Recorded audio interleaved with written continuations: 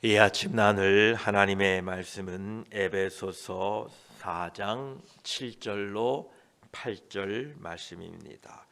에베소서 4장 7절에서 8절 말씀입니다. 우리 함께 말씀을 읽습니다. 우리 각 사람에게 그리스도의 선물의 분량대로 은혜를 주셨나니 그러므로 이르기를 그가 위로 올라가실 때에 사로잡혔던 자들을 사로잡으시고 사람들에게 선물을 주셨다 하였도다. 아멘. 기도드리겠습니다. 하나님 감사합니다. 저희들을 간밤에도 하나님의 날개 아래 보호하시고 이날 아침 주의 전에 불러주시니 감사합니다.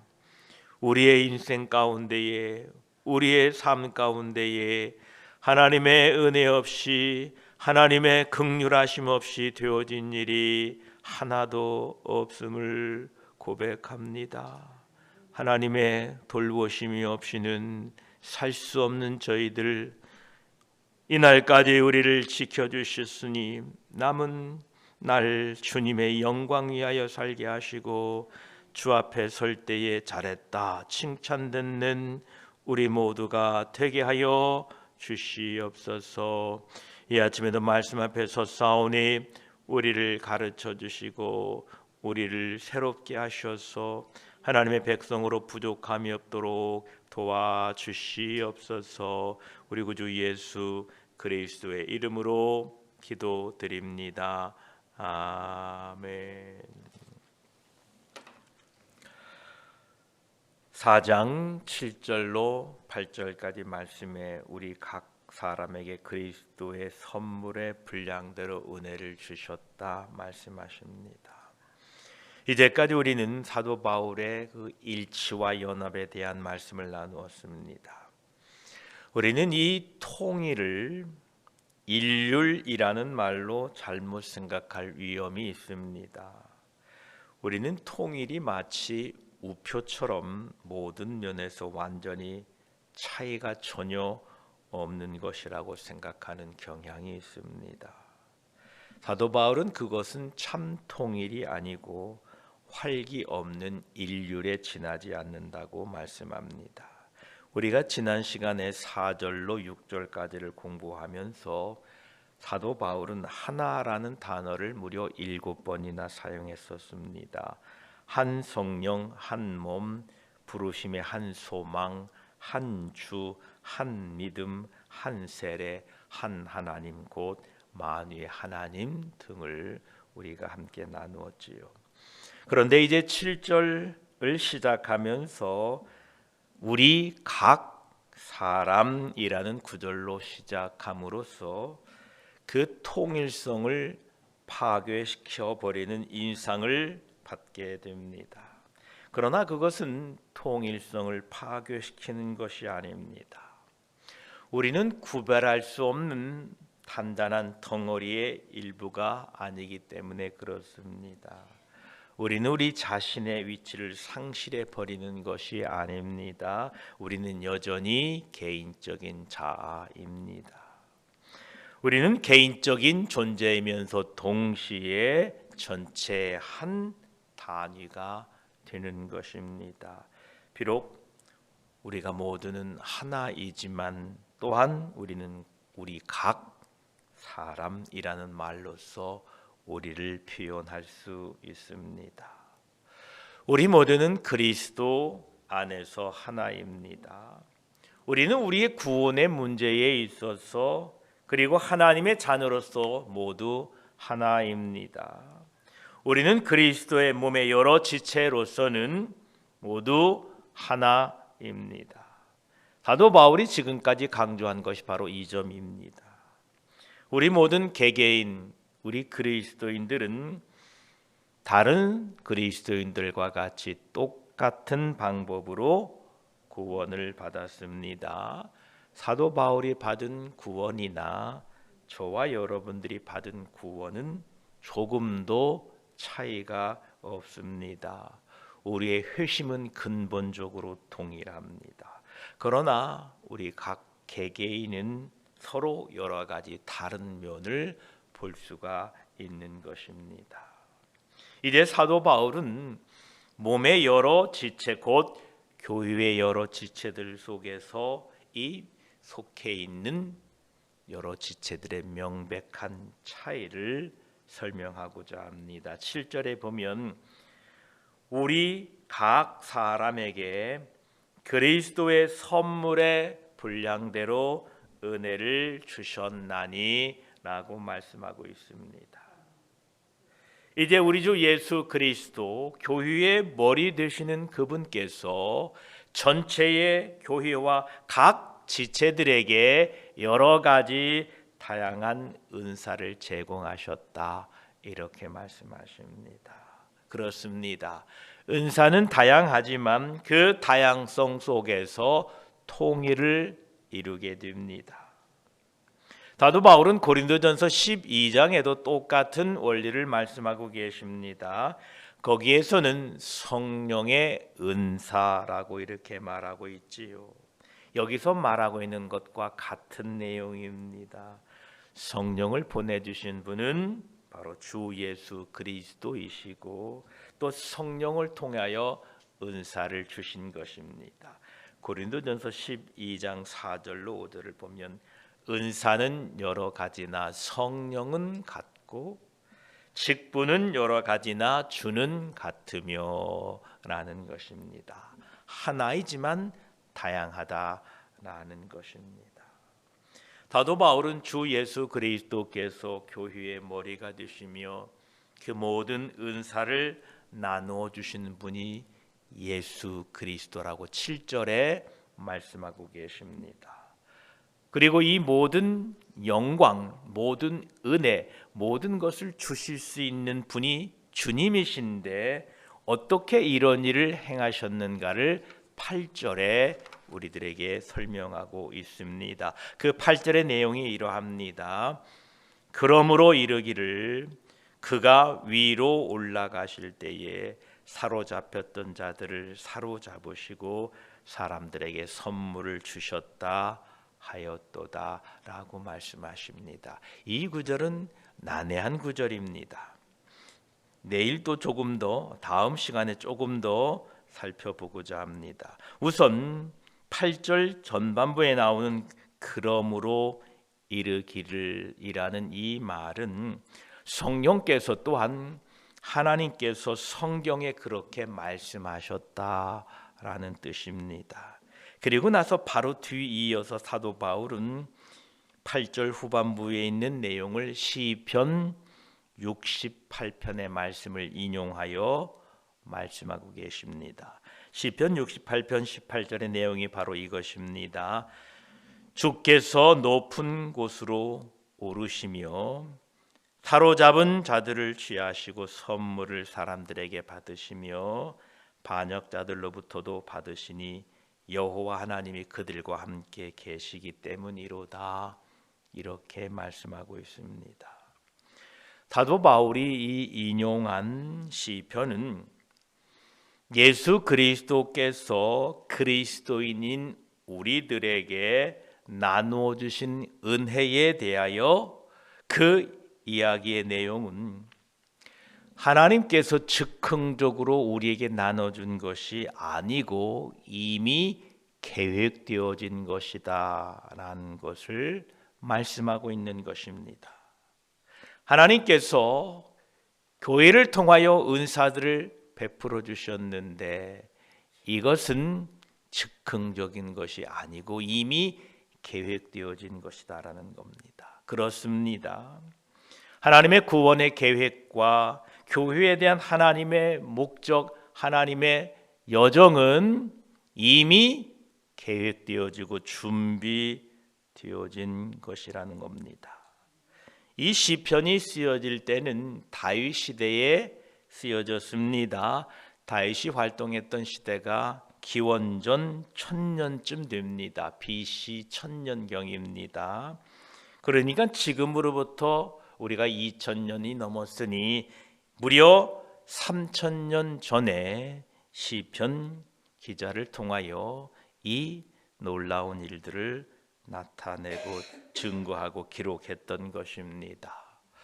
지금 우리들이 하인스빌 순복음교회에서 어떤 은사를 가지고 섬기든지 그것은 하나님께서 미리 계획하신 일이다라는 것입니다. 그러므로 우리가 맡은 사명이 크고 작고 중요하고 덜 중요하고가 있는 것이 아니라 우리 모두가 주님께서 맡겨주신 소중한 직분을 감당하고 있다는 것을 늘 기억하시기 바랍니다. 이 직분을 잘 감당하셔서 하나님께 칭찬받는 백성들이 되시기를 축복합니다. 이 시편 68편은 하나님의 백성들이 곤경에 처해 있을 때에 하나님께서 내려오셔서 그들을 구원하시고 다시 하늘로 올라가셨다라는 내용입니다. 이것은 바로 다윗이 말하고자 하는 바였습니다.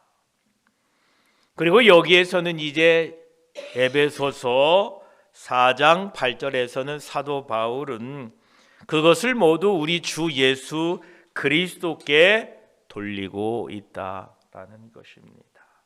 시편 기자는 여호와에 대하여 이야기했고 사도 바울은 그것을 그리스도와 교회에 대하여 이야기하고 있는 것입니다. 우리는 이 둘 사이에 어떻게 조화를 이루게 할 것인가? 그 어려움은 우리가 성경을 읽을 때에 명심해야 될 일이 있습니다. 그것은 바로 우리가 모든 성경은 예수 그리스도에 관한 이야기인 것을 먼저 마음에 새겨두어야 할 것입니다. 만약 그것을 이해하지 못한다면 우리는 성경을 읽어도 제대로 그 내용을 파악하지 못하고 혼란만 초래하게 될 것입니다. 우리가 구약 성경에 있는 내용 중에는 특별히 두 가지의 의미를 가지고 있는 내용들이 있습니다. 시편 가운데 그런 내용이 많고 선지서들도 그런 구절을 우리가 볼 수 있습니다. 시편 68편에서는 이 다윗이 어떤 지역에 일어났던 그 시대의 역사적인 사실을 기억하면서 그 당시의 사건을 기록했습니다.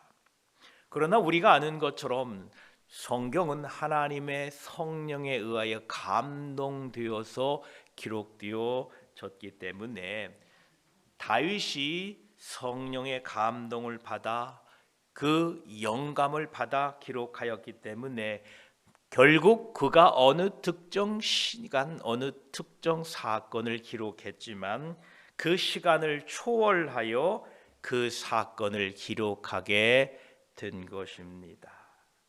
결국 자신은 그 사실을 깨닫지 못했지만 그는 성령에 의하여 감동받아 보다 높은 차원의 보다 높은 진실을 서술할 수 있었던 것입니다. 성령께서 다윗을 통하여 지금 그 지역의 사건을 서술하도록 하였지만 그 내용이 훗날 일어날 예언을 완전하게 쓰게 하셨던 것입니다. 그것은 바로 그리스도에 대한 예언입니다.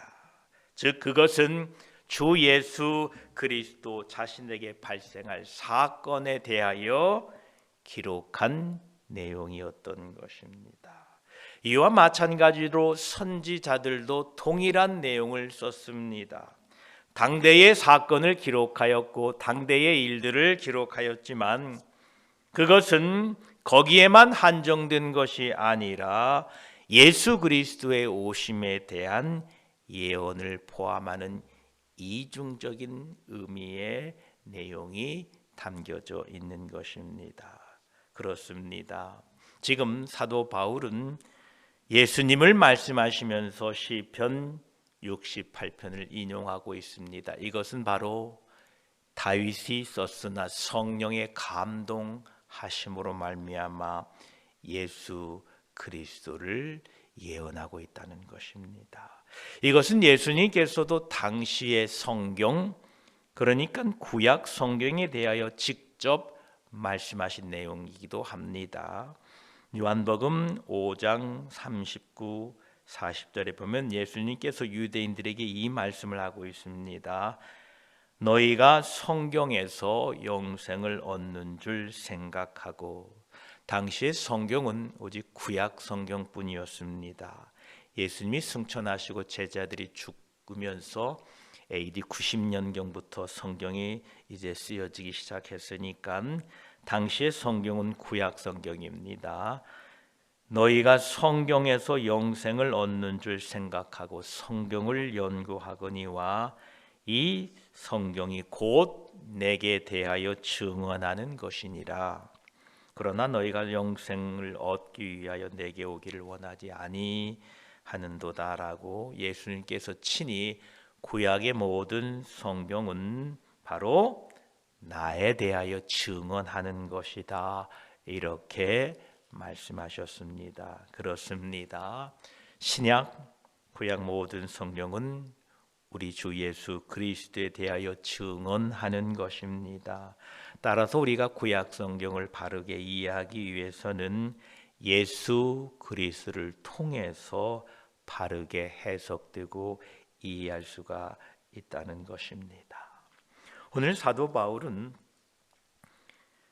우리 각 사람에게 그리스도의 선물의 분량대로 은혜를 주시나니라고 말씀합니다. 우리 각자가 교회에서 맡은 사명이 다르고 다양하지만 그것을 선물로 나누어 주신 분은 한 분, 주인 되시는 예수 그리스도라는 사실을 우리가 잊지 말아야 됩니다.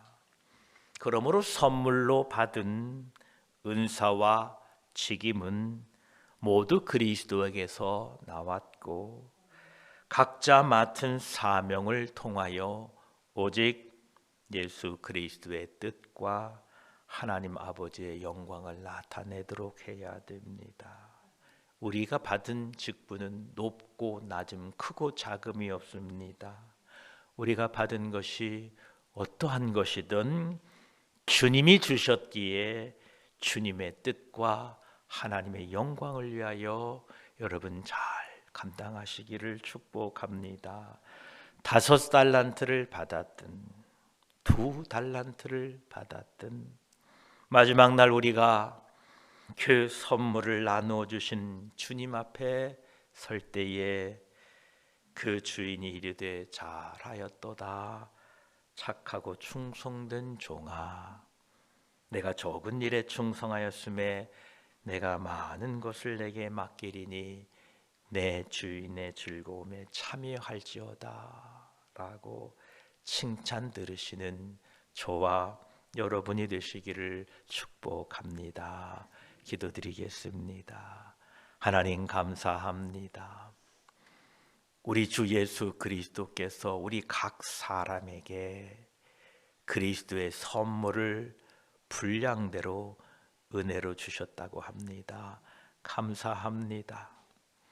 이 선물은 즉흥적으로 주어진 것이 아니라 이미 하나님의 예정과 하나님의 놀라운 계획 속에서 창세전에 만세전에 우리를 구별하시고 예정하시고 부르시어서 이 교회에 우리를 불러주시고 이곳에서 맡겨진 사명을 감당하도록 우리를 불러주시니 감사합니다.